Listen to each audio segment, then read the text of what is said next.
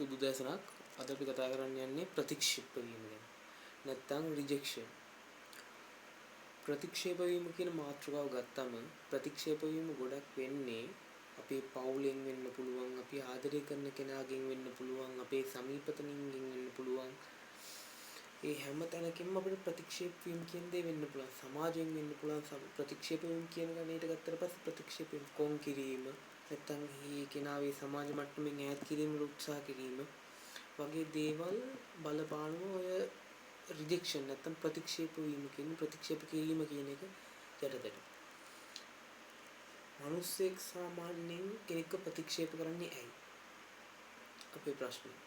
ප්‍රතික්ෂේප කිරීමට ප්‍රධාන සාධකයක් වෙන්නේ මිනිස්යාගේ සිතේ තමන් ගැන කිසිම කැමැත්තක් නැත්නම් ආශාවක් නැති වුණාම ඒ මිනිස්සයා ඒ කෙනාව රිජෙක්ට් කරනවා.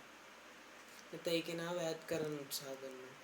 එතකොට අපි කරන්නේ මේ මිනිස්සයාට තව ප්‍රෙෂර් එක දිදී එයා ළඟම රැඳෙන්න උත්සාහ කරනවා. හැබැයි අපි කරන්න ඕනේ දේ නෙවෙයි. අපි කරන්න ඕනේ හැම විටම ඒ රිජෙක්ට් වෙන තැනින් අයින් වෙලා අපේ ගමන ක්ලියර්ලි අපි අනේක.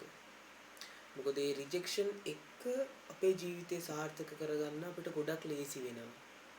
අපි ජීවිතේ පරාද වෙන තැන්, ජීවිතේ වැටෙන තැන් මේ හැමදේම හදාගන්න ප්‍රතික්ෂේප වීම කියන දේ ලොකු සාධකයක් වෙනවා. අපි යම් කිසි තැනකට යනවා නම්, අපි යම් කිසි දෙයක් කරනවා නම් ඒ දෙයට ප්‍රධාන සාධකයේ වශයෙන් බලපාන්නේ ප්‍රතික්ෂේප වීමයි. ප්‍රතික්ෂේප වීම යනු සාර්ථකත්වයේ මූලික අඩිතාලමක් කිව්වොත් හරි.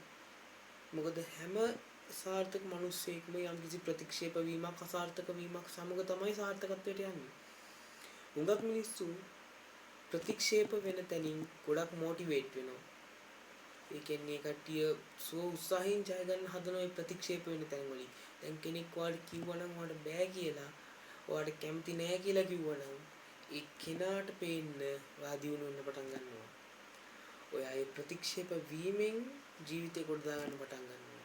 ප්‍රතික්ෂේප වීම එනවා ජීවිතේට. අපි ගත්තොත් ඇත්ත කතාව ගත්තොත් මේ වෙද්දී අවුරුදු 16, 17, 18, 19, 20 ඔය වයස් සීමාව ඇතුළත ගොඩක් ළමයි ප්‍රේම සම්බන්ධතාවලට යොමු වෙනවා. ඉතින් අවුරුදු 16 ඉඳන් ළමයි ඔක්කොම ප්‍රේම සම්බන්ධතාවලට යොමු වෙනවා.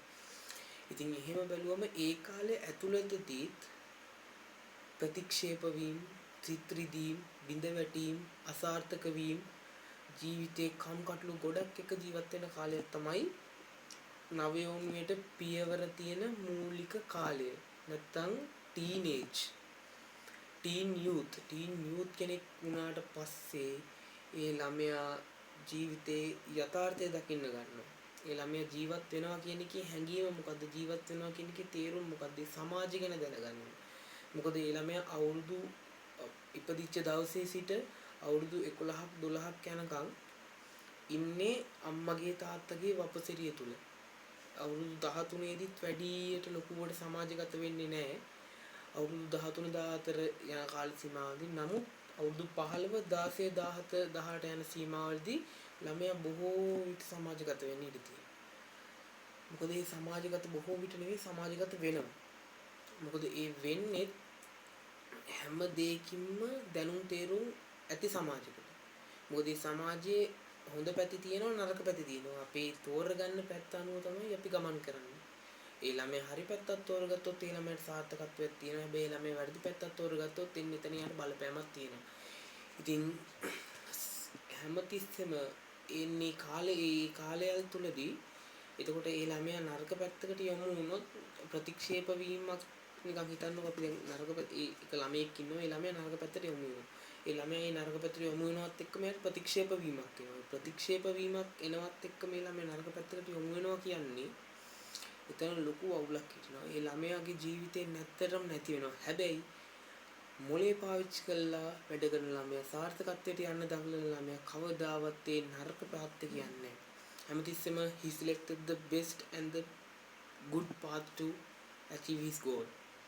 So ඉතින් මම කියන්නේ හැමතිස්සෙම මේ සමාජය ගැන දැන් මම අර කලින් කතාවේදී කිව්වා වගේ ඒ දණ්ඩක කෙලින් ගිහිල්ලා ජයග්‍රහණයට යන්න පුළුවන්.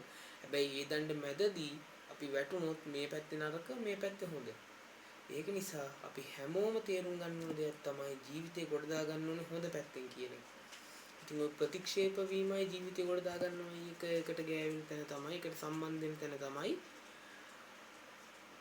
හුඟක්ම ප්‍රේම සම්බන්ධතා. ප්‍රේම සම්බන්ධතා බිඳ වැටුනම මිනිස්සු මානසික වැටෙනවා. හුඟක් මිනිස්සුන්ට ඔය ડિප්‍රෙෂන් කියන රෝගයට බලපෑලා තියෙන්නේ ඔය ප්‍රේම සම්බන්ධතා බිඳ වැටීම සහ ප්‍රතික්ෂේප වීම කියන මාතෘකාව යටතේ තියෙන සාධකයක් විදිහට.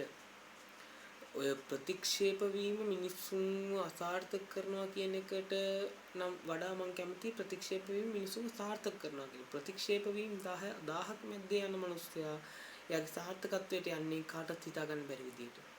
මොකද මේ ලෝකයේ හිම සාර්ථක වෙච්ච මිනිස්සු ඉන්නවා තරම්. අපේ ලංකාවේ වුණ තරම් මිනිස්සු ඉන්නවා සාර්ථක වෙච්ච. Tamanට ගෑනු ළමෙක් බෑ කියනවා නම් Tamanට පිරිමි ළමෙක් බෑ කියනවා නම් ඒ කෙනාගේ ප්‍රධාන රාජකාරිය තමයි Tamanට බෑ කියපු කෙනාට කවදාද Taman හොයාගෙන එන මට්ටමට වැඩ කරන එක. කවදාවත් තවත් ජීවිතයක් එක සෙල්ලම් ගන්න. මොකද දැන් සමාජය ගත්තට පස්සේ අපි සනිකර සමාජය වෙනස්. දැන් මේ කෙල්ල බෑ කිව්වොත් ඒ කෙල්ල වුවක් කියලා මේක ගර්ල්ස් වලට තමයි වෙන්නේ. This effect most effect for the girls not for the boys but මේක කරන්නේ boys.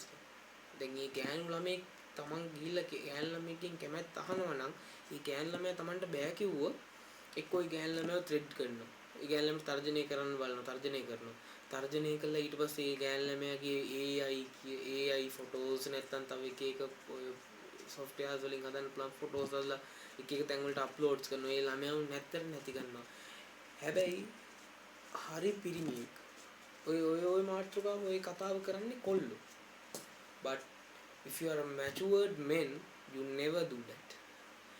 කවදාවත් හොඳ පරිපූර්ණ මනුස්සයෙක් නම් පරිපූර්ණ පිරිමියෙක් නම් ඔයා කවදාවත් ගෑනු කෙනෙක්ට ඒ වගේ සලකන්නේ නැහැ. මොකද රිජෙක්ෂන් එකක් වෙන්න පුළුවන්. මනුස්සයෙක්ව රිජෙක්ට් වෙන්න පුළුවන්. එහෙම රිජෙක්ට් වෙන්නේ මනුස්සයාගේ මොකක් හරි තියෙන වැරද්දක් නිසා. හෝ ඒ මනුස්සයාට තියෙන මොකක් හරි හොඳ නැති ගුණයක් හරි නැත්නම් ඒ මනුස්සයාට තියෙන මොකක් හරි දෙයක් හේතුවක් නිසා ඒ කෙනා කැමති නැති වෙන්න පුළුවන්. හැබැයි ඔයා එයාට ආදරය කරනවා නම් ඒ කැමති කෙනාගේ හිත දිනා ගන්න ඔයා වැඩ කරන්න ඕනේ. නැතුව ඒ කෙනාව මරන්නවත් ඒ කෙනාව AI ෆොටෝස් දාලා බ්ලැක්මේල් කරන්නවත් එහෙම කරන එක නෙමෙයි ඔයාගේ වගකීම. ඔයා එයාට පේන්න සාර්ථකත්වයට යන්න ඕනේ. ඉතින් ප්‍රතික්ෂේප වීම වටි සාර්ථකත්වයට ආයුධයක් කරගන්න යතුරක් කරගන්න. ප්‍රතික්ෂේප වීමෙන් ජීවිතේ කොට දාගන්න උත්සාහ කරන්න. හැම ප්‍රතික්ෂේප වීමක්ම ඔයාට හම්බෙන හොඳ යතුරක් කියලා හිතන්න. ඒ යතුර පාවිච්චි කරගෙන කට්ටිය සාර්ථකත්වයේ දොරටුව විවර කරගන්න. ඉතින් අදට මං නිමා කරනවා. ස්තුතියි.